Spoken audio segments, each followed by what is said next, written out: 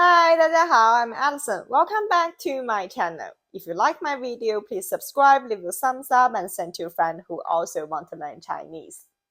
For this video, I will read it twice. The first time, I will read it very slowly, and then I will repeat it with normal speed. If you feel that you can understand everything in the first part, you can challenge yourself and listen to the fast version. And don't forget to check out the description below. There I have the material and the flashcard for this story. Are you ready for the listening practice?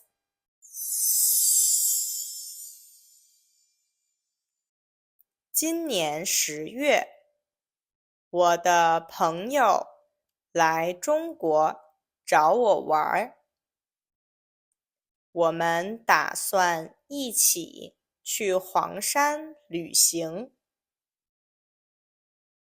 黄山在中国的安徽省，是中国很有名的山。我们小时候经常在书上看到写这座山的文章。我们买了高铁票。虽然高铁票比普通火车票更贵，但是也比普通火车更快。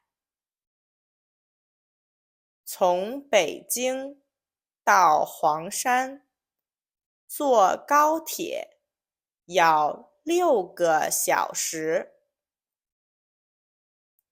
我们在买票的 APP 上看到早上6点多的票比较便宜，所以我们买了那个时候的票。出发的前一晚，我们去了另一个朋友家玩，1点多才回家。我们还用了1个小时收拾行李，所以我们只睡了2个多小时，就要起床去火车站了。我们有点后悔，买了那么早的火车票。还好，我们可以在火车上继续睡觉。上了火车以后，我们太困了，就开始睡觉，一直睡到了黄山站。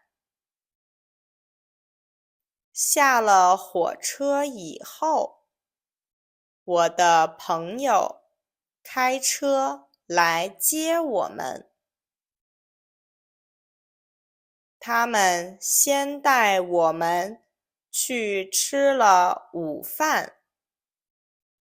然后去了酒店。那家酒店在黄山的山脚下。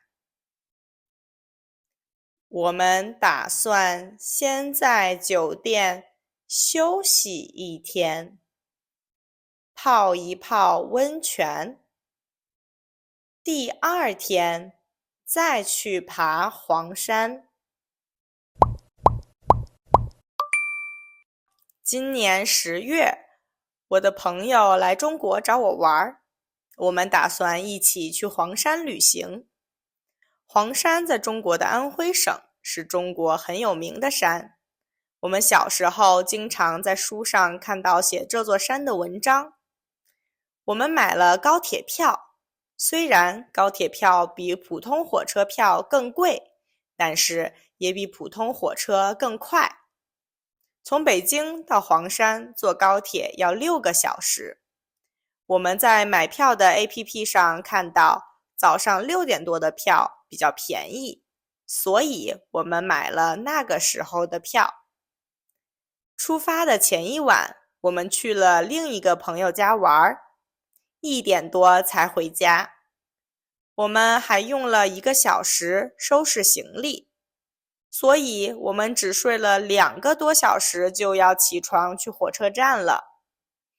我们有点后悔买了那么早的火车票，还好我们可以在火车上继续睡觉。上了火车以后，我们太困了，就开始睡觉，一直睡到了黄山站。下了火车以后，我的朋友开车来接我们。他们先带我们去吃了午饭，然后去了酒店。那家酒店在黄山的山脚下，我们打算先在酒店休息1天，泡一泡温泉，第2天再去爬黄山。